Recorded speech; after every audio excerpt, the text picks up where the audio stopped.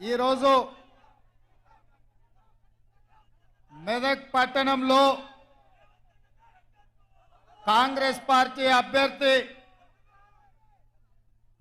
నీలం మధు ముదిరాజు నామినేషన్ ప్రక్రియ మెదక్ శాసనసభ్యుడు యువమిత్రుడు రోహిత్ అధ్యక్షతన ఏర్పాటు చేసిన ఈ భారీ బహిరంగ సభలో ముఖ్య అతిథులుగా పెద్దలు మా అన్న దామోదర్ రాజ నరసింహ గారు, మా సోదరిమణి కొండ సురేఖ గారు, మా మిత్రుడు పొంగులేటి శ్రీనివాసరెడ్డి గారు, మీ అందరి అభిమాన నాయకుడు జగ్గారెడ్డి గారు, మా మిత్రుడు నాకు అత్యంత సన్నిహితుడు మైనంపల్లి హనుమంతరావు గారు, దుబ్బాక నుంచి చెరుకు శ్రీనివాసరెడ్డి గారు, నర్సాపూర్ నుంచి ఆవుల రాజిరెడ్డి మదన్ రెడ్డి గారు, గజ్వెల్ నుంచి నర్సారెడ్డి గారు, అదేవిధంగా ఈరోజు అదేవిధంగా పటాన్ చెరువు నుంచి తాట శ్రీనివాస్ గౌడ్ గారు, చాలా మంది జిల్లాలో ఉండే నాయకులు, రాష్ట్ర స్థాయి నాయకులు, జిల్లా పార్టీ నాయకులు, మండల పార్టీ నాయకులు, గ్రామ శాఖ అధ్యక్షులు, ప్రాణ సమానులైన కాంగ్రెస్ పార్టీ కార్యకర్తలందరూ వేలాదిగా, ముఖ్యంగా మా ఆడబిడ్డలు ఎర్రటెండకు మండు టెండలో మాడ బగులుతున్న నీలం మధును ఆశీర్వాదానికి చేసిన మా ఆడబిడ్డలందరికీ కూడా మనస్ఫూర్తిగా ధన్యవాదాలు, అభినందనలు తెలియజేస్తున్నా. మిత్రులారా, ఈ మెదక్ గడ్డ మీద ఈ ఛత్రపతి శివాజీ సాక్షిగా శాసనసభ ఎన్నికలలో ఏఐసిసి అధ్యక్షుడు మల్లికార్జున్ ఖర్గే గారు, నేను మైనంపల్లి హనుమంతన్న ఇక్కడికి వచ్చి మా యువమిత్రుడు రోహిత్ నామినేషన్ ఎప్పుడైతే ఏపించినామో ఈ రోజు కూడా మళ్ళా ఇక్కడి నుంచే ఈ ఛత్రపతి శివాజీ సాక్షిగా మేమందరం వచ్చి నీలం మధు నామినేషన్ ఇక్కడ ఏపిస్తుంటే వేలాదిగా మీరు వచ్చి అండగా నిలబడి ఒక బలహీన వర్గాల బిడ్డను మెదకు గడ్డ మీద గెలిపించడానికి మీ ఉత్సాహం, మీ ఊపు నాకెంతో సంతోషాన్ని, నమ్మకాన్ని కలిగించిందని నేను తెలియజేస్తున్నా. మిత్రులారా, ఈ మెదగడ్డకు ఒక చరిత్ర ఉన్నది. ఈ దేశంలోనే కాంగ్రెస్ పార్టీ కష్టాలలో ఉన్నప్పుడు ఇందిరాగాంధీ గారికి 1980లో మీరు అండగా నిలబడి ఈ మెదక్ గడ్డ మీద మూడు రంగుల జెండాను ఎగిరేసి ఇందిరమ్మను గెలిపిస్తే ఈ దేశానికే ఇందిరమ్మ ప్రధానమంత్రి అయి ఈ మెదక్ ప్రాంతానికి బిహెచ్ఎల్ తీసుకొచ్చింది, బీడీఎల్ తీసుకొచ్చింది, ఐడిపిఎల్ తీసుకొచ్చింది, ఇక్రిసాట్ లాంటి పరిశ్రమలు తీసుకొచ్చింది. ఆ పరిశ్రమలు రాబట్టి ఈ మెదక్ ప్రాంతం ఆనాడు కరువు కాటకాలతో ఇక్కడి రైతులు అల్లాడుతుంటే లక్షలాది ఉద్యోగాలు ఈ ప్రాంతానికి వచ్చి ఉద్యోగ ఉపాధి అవకాశాలు పెరిగి ఈ ప్రాంతం దేశంలోనే అభివృద్ధి చెంది ఇవాళ ఈ మెదక్ ప్రాంతం దేశం నలుమూల నుంచి కార్మికులు ఇక్కడికి వచ్చి ఉద్యోగ ఉపాధి అవకాశాలు పొందుతున్నారు. ఇవాళ దేశంలో ఏ రాష్ట్రం వాళ్ళైనా బెంగాల్ కావచ్చు, బీహార్ కావచ్చు, ఉత్తరప్రదేశ్ కావచ్చు, రాజస్థాన్ కావచ్చు, మధ్యప్రదేశ్ కావచ్చు, ఛత్తీస్గఢ్ కావచ్చు, జార్ఖండ్ కావచ్చు, మహారాష్ట్ర కావచ్చు, కర్ణాటక కావచ్చు, తమిళనాడు కావచ్చు, కేరళ కావచ్చు, ఆంధ్రప్రదేశ్ నుంచి వచ్చిన సోదరులు కావచ్చు, ఇవాళ ఎవరైనా బ్రతకడానికి తెలంగాణ రాష్ట్రానికి వస్తున్నారు అని అంటే ఆశ్రయం ఇచ్చి హక్కున చేర్చుకున్నది ఈ మెదకు ప్రజలు, కడుపులో పెట్టి చూసుకొని కాపాడింది ఈ మెదకు ప్రజలని చెప్పి నేను గర్వంగా మాట్లాడుతున్న ఈరోజు. అట్లాంటి మెదకు పార్లమెంటు 1999 నుంచి 2024 వరకు ఈ 25 సంవత్సరాలు భారతీయ జనతా పార్టీ బీఆర్ఎస్ చేతుల్లోనే ఉంది. ఆల నరేంద్ర నుంచి మొదలు పెడితే కొత్త ప్రభాకర్ రెడ్డి వరకు 25 సంవత్సరాలు పార్లమెంట్లో బీఆర్ఎస్ వాళ్ళు బీజేపీ వాళ్ళే ఉన్నారు. నేను ఇవాళ ఈ జిల్లాలో ఉండే యువకులను, రైతులను, నిరుద్యోగ యువకులను నేను అడుగుతున్నా, మిత్రులారా, ఆనాడు ఇందిరమ్మ తెచ్చిన పరిశ్రమలు తప్ప బిహెచ్ఎల్ కావచ్చు, బీడీఎల్ కావచ్చు, డైనమిక్ ఫ్యాక్టరీ కావచ్చు, ఈక్రిసాట్ కావచ్చు, ఈ ప్రాంతంలో వచ్చిన వేలాది పరిశ్రమలు ఆనాడు ఇందిరమ్మ తెచ్చినవే కదా. 10 ఏళ్ళు ఈ ప్రాంతంలో ముఖ్యమంత్రిగా ఉన్న చంద్రశేఖరరావు ఆర్థిక మంత్రిగా, ఆరోగ్య శాఖ మంత్రిగా, వివిధ శాఖల మంత్రులుగా ఉన్న ఆయన అల్లుడు హరీష్ రావు గారి మెదక్ ప్రాంతానికి ఏమన్నా తీసుకొచ్చిందా అని నేను అడుగుతున్నా. నేను ఇవాళ అడుగుతున్నా, 2014 నుంచి 24 వరకు ముఖ్యమంత్రిగా, మంత్రులుగా, కొత్త ప్రభాకర్ రెడ్డి పార్లమెంట్ సభ్యుడుగా ఈ ప్రాంతానికి ఏమైనా పరిశ్రమలు తెచ్చిండ్రా? ఈ మెదకు ప్రజలు ఏమన్నా బాగుపడ్డారా అని నేను అడుగుతున్నా.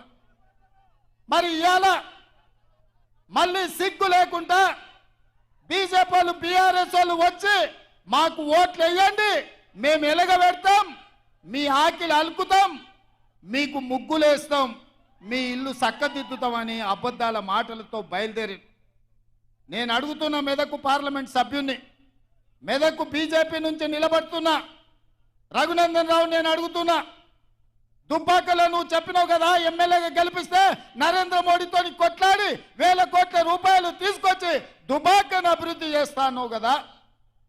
మేమందరం దుబ్బాకకు బస్సులు వేసుకొని వస్తాం, నువ్వు తెచ్చిన నిధులేందో, నరేంద్ర మోడీ ఇచ్చిన పరిశ్రమలేందో దుబ్బాకలో నాకు చూపించమని నేను అడుగుతున్నా.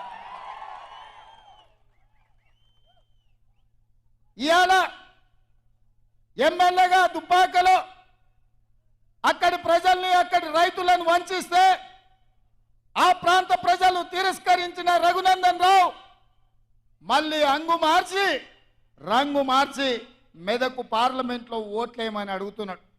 నేను అడుగుతున్న, రఘునందన్ రావుకు ఓటేసి ఒకవేళ ఎంపీ అయితే నరేంద్ర మోడీ ప్రధానమంత్రి కాకుండా చంద్రమండలానికి ఏమైనా రాజు అవుతాడా?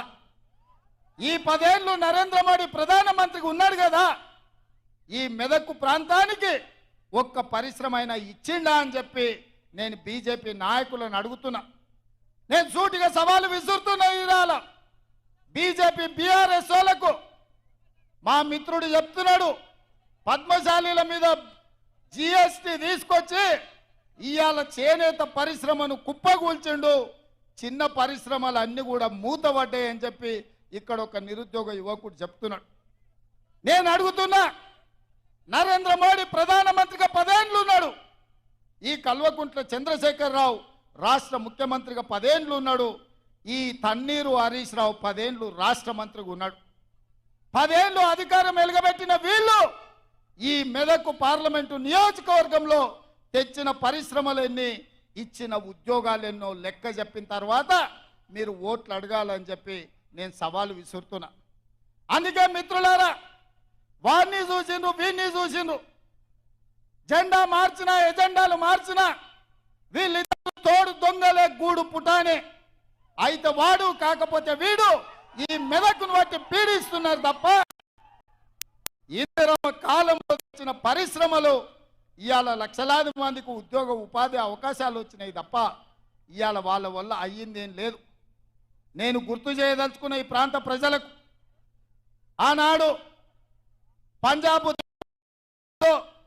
తుపాకీ తూటాలకు బలయ్యి చివరి రక్త పట్టు వరకు దారబోసి నేల కొరిగిన ఇందిరమ్మ నేల కొరిగినాడు ఈ మెదకు పార్లమెంటు సభ్యురాలుగానే చివరి శ్వాస వదిలినరు. ఈ సంగతి మరవద్దు మెదకు బిడ్డలు. ఆనాడు మీ రక్తాన్ని చెమటగా మార్చి ఈ 3 రంగుల జెండాను మీ భుజాల మీద మోసి ఇందిరమ్మను పల్లకీలో పార్లమెంటుకు పంపించింది కాబట్టి ఇందిరమ్మ ఈ దేశానికి, మెదకు జిల్లాకు వేలాది పరిశ్రమలు వచ్చినాయి, లక్షలాది ఉద్యోగాలు వచ్చినాయి, ఈ ప్రాంతం అభివృద్ధి పదం వైపు నడిచింది. కానీ నరేంద్ర మోడీ ప్రధానమంత్రిగా, కల్వకుంట్ల చంద్రశేఖరరావు ముఖ్యమంత్రిగా మనకు ఏకాన ఇచ్చింది లేదు, ఈ ప్రాంతాన్ని అభివృద్ధి చేసింది లేదు. అందుకే మిత్రులారా, ఇవాళ చంద్రశేఖరరావు పని అయిపోయింది, ఆయన లేవలేకుండా పడ్డాడు. కార్యమో కార్ఖానకు పోయింది, ఇక తూకానం బంద్ అయింది. తుక్కు కింద దాన్ని తూకం పెట్టి అమ్మాల్సిందే. ఇవాళ గజ్వేల్ ఫామ్ హౌస్ ముందర ఒక పిల్లగాడు తిరుగుతున్నాడు, నేను చూసిన. వాడు ఒకటే స్లోగన్ ఎత్తుకున్నాడు, పాత సామాన్లు కొంటాం, పాత సామాన్లు కొంటామని. నేను ఎవరినో పంపించి అడిగిన, ఏంద్రవాడు అనే తిరుగుతుండంటే, కారు షెడ్డుకు పోయింది కదా, ఖరాబ్ అయింది కదా, ఇక తూకం కింద పాత సామాన్ల కింద ఆ కారు కొనుక్కుంటే ఆ గిల్లల పయ్యలు పిల్లలు ఆడుకోనికి వనుకొస్తాయని అంటున్నాడు.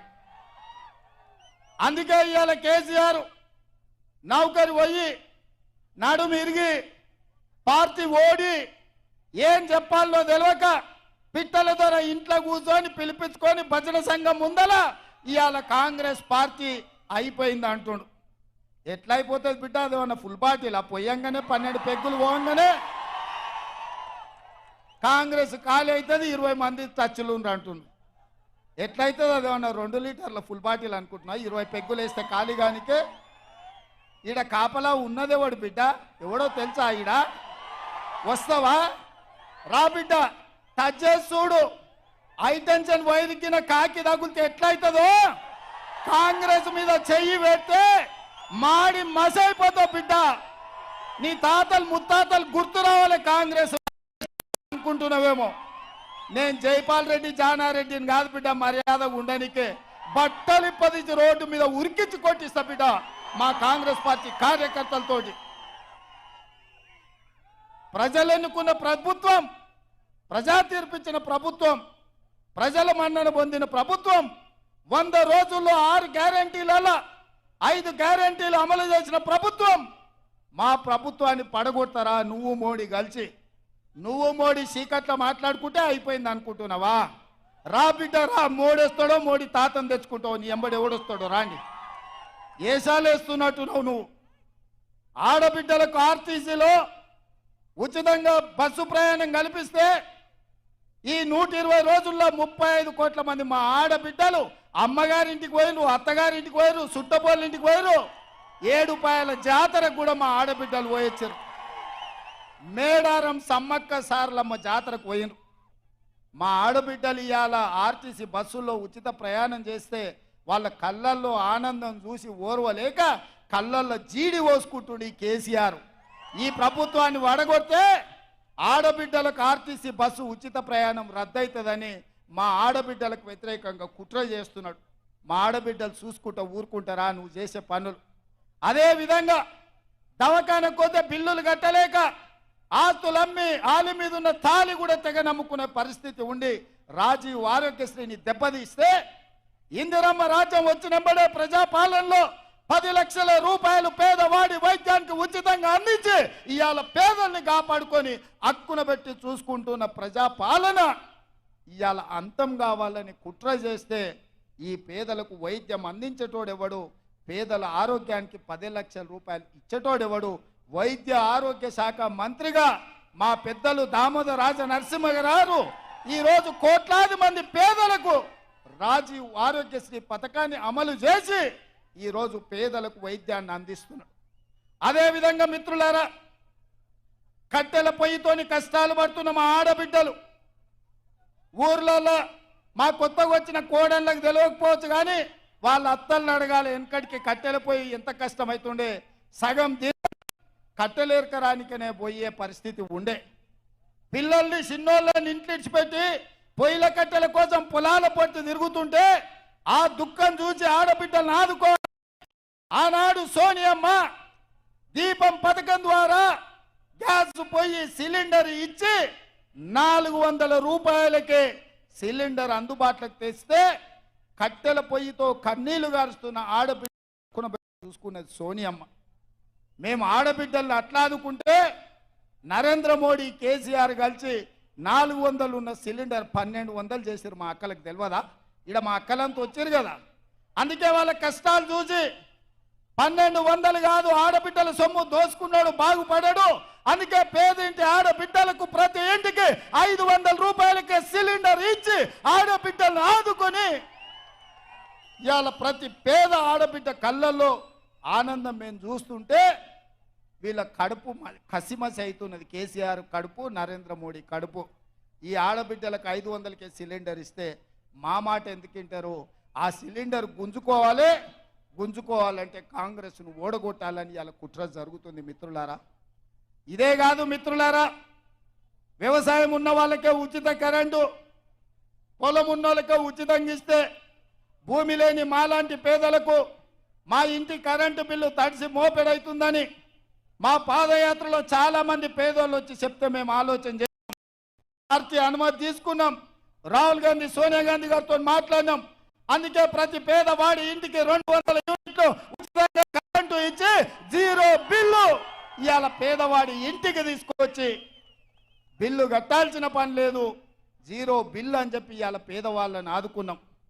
ఇవాళ పేదవాళ్ళ ఇంటికి కరెంటు వెలుగుతుంటే పేదవాళ్ళు ఆనందం చూసి ఓర్వలేని కేసీఆర్, నరేంద్ర మోడీ కుట్ర చేసి కాంగ్రెస్ను ఓడగొట్టాలి, కాంగ్రెస్ ఓడగొడితే ఉచిత కరెంటు ఇంటికిచ్చేది రద్దవుతుందని పన్నాగం చేస్తారు.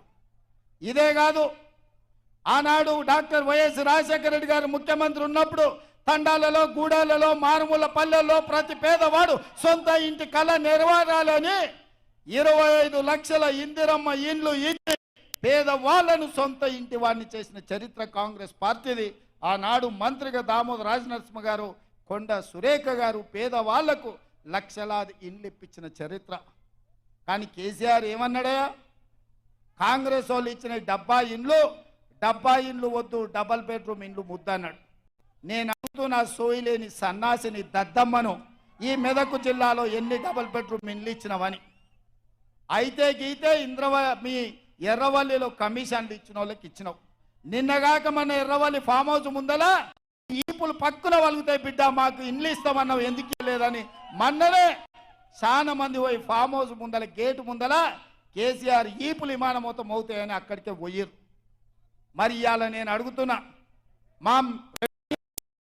మా హౌసింగ్ శాఖ మంత్రి పొంగులేటి శ్రీనివాసరెడ్డి గారి నేతృత్వంలో ప్రతి నియోజకవర్గానికి 3,500 ఇండ్లు, రాష్ట్రంలో 4,50,000 ఇండ్లు, 22,500 కోట్ల రూపాయలు వాడికి ప్రతి ఇంటికి 5 లక్షల రూపాయలు ఉచితంగా ఇచ్చి మీ ఆత్మ గౌరవించడానికి మనం పథకం ప్రారంభించుకుంటే పేదోడికి సొంత ఇల్లు వస్తే వాని ఇంటి ముందల కాలు మీద కాలేసుకొని కుర్చీలో కూర్చుంటాడని కక్ష కట్టి కాంగ్రెస్ను ఓడగొట్టి ఆ ఇచ్చే ఇండ్లు రద్దు చేయాలని ఢిల్లీలో ఉండే మోడీ, గజ్వేల్లో ఉండే కేడీ కలిసి కుట్ర ఇక్కడున్న యువకులకు నేను చెప్పదలుచుకున్నా.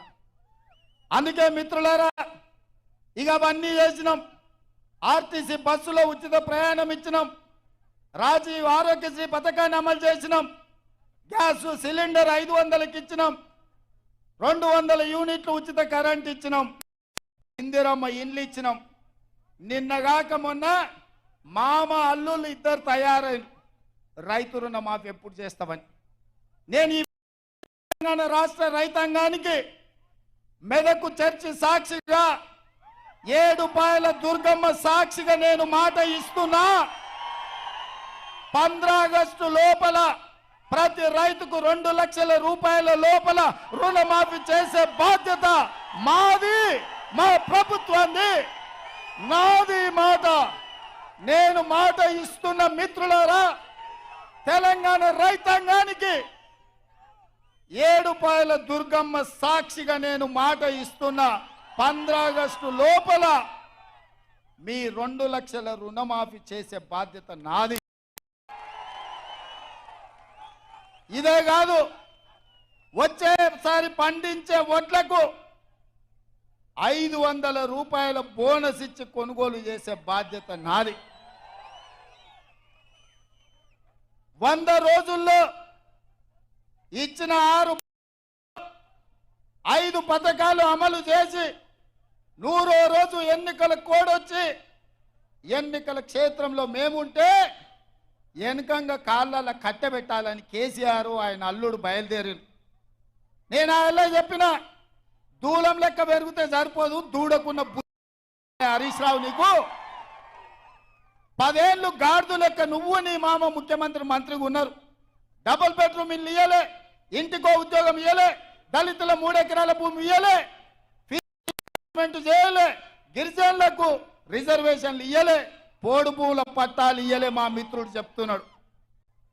మాదిగల ఏబిసిడి వర్గీకరణ చేయలే, రాజులను బీసీ నుంచి ఏ గ్రూపులకు బదలాయింపు చేయలే. సన్నాసోడా 10 ఏళ్ళు నువ్వు ప్రభుత్వంలో ఉండి పన్లిగిల పెట్టి ఇవాళ వచ్చి 100 రోజుల్లో మేము ఇన్ని చేస్తే అప్పుడే దిగిపో అని అంటున్నావు.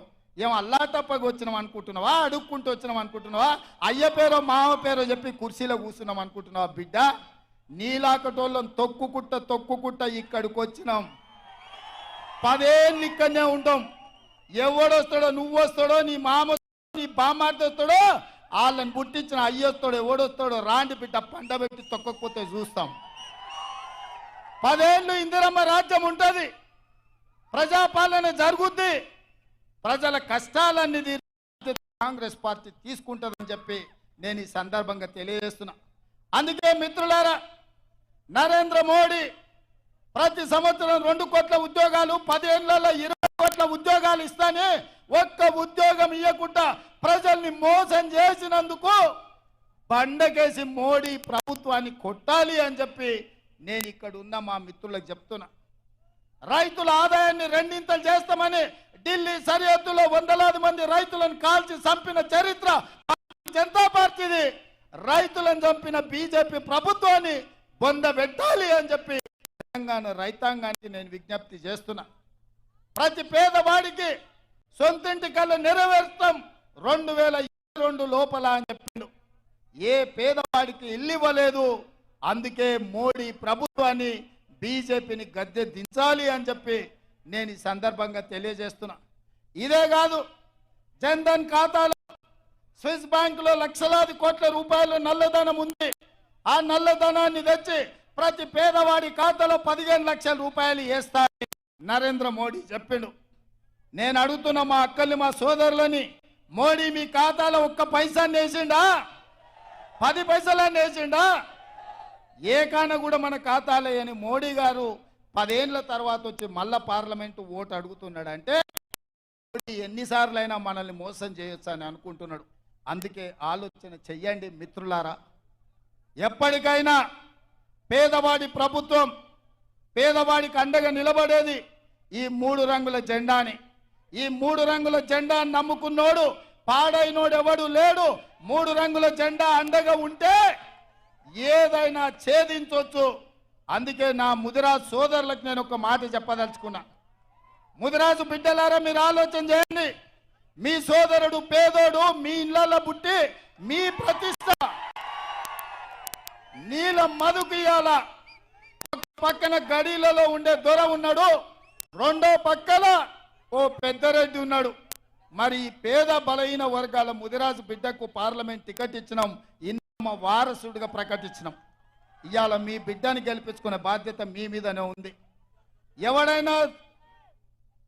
ఎవడైనా తులమిచ్చిండనో, వనమిచ్చిండనో, ఆపిచ్చిండనో, ఫుల్ ఇచ్చిండనో ఏదన్నా నమ్మితారంటే బీఆర్ఎస్ అభ్యర్థి ఎవడో మీకు తెలుసా? మల్లన్న సాగర్లో 50,000 ఎకరాలు గుంజుకొని ఏటిగడ్డ కిష్టాపురం మల్లన్న సాగర్ ప్రాంతంలో పేద రైతులను గోదావరి జలాలలో ముంచి పోలీసు ఉక్కు పాదాలతో తొక్కించి పోలీస్ స్టేషన్ల ఆడబిడ్డలను కొట్టించి మీ మీద దాడులు చేసిన దుర్మార్గుడే ఇవాళ బీఆర్ఎస్ అభ్యర్థి. మీరు కావాలంటే మల్లన్న సాగర్, రంగనాయక సాగర్, కొండపోచమ్మలో మునిగిపోయిన రైతుల దగ్గరికి వెళ్ళండి, అడగండి. ఈ దుర్మార్గుడు వెంకట్రామరెడ్డి ఎవడు కలెక్టర్గా ఉండి ఇక్కడ రైతుల భూములు గుంజుకున్నోడు కాదా?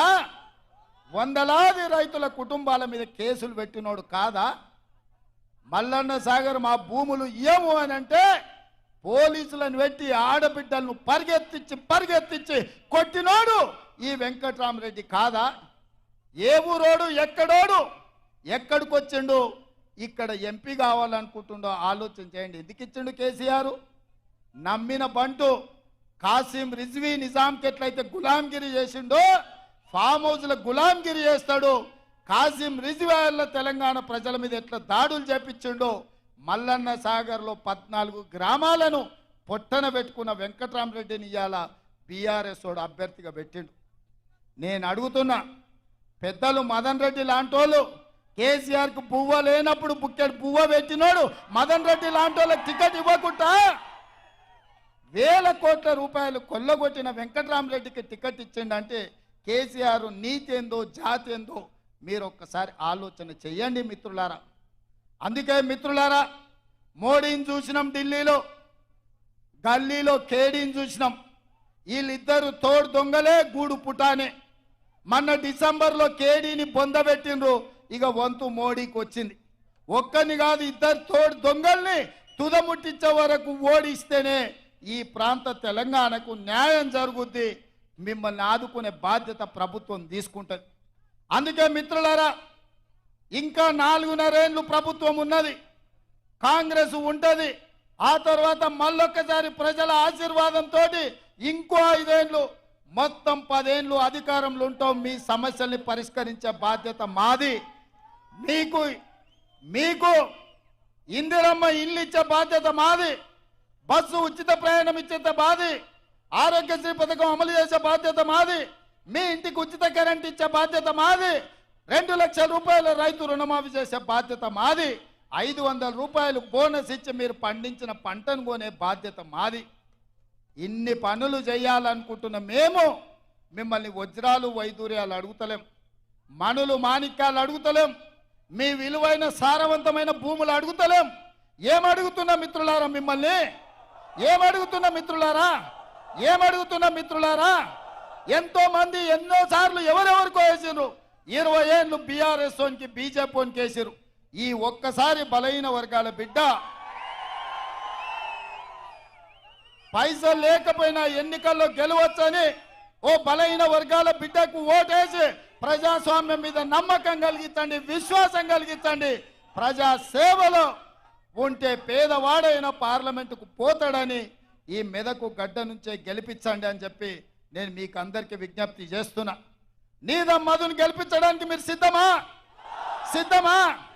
ఇందిరమ్మ రాజ్యానికి ఓటు వేయడానికి సిద్ధమా? రాహుల్ గాంధీని ప్రధానమంత్రిని చేయడానికి సిద్ధమా? కాంగ్రెస్ పార్టీని గెలిపించడానికి సిద్ధమా? సిద్ధం అన్నోళ్ళు అందరు చేయి పైకెత్తి అలాడెత్తుతలేరే. మిమ్మల్ని కూడా చూస్తున్నా, మిద్దె మీద ఉన్నారు.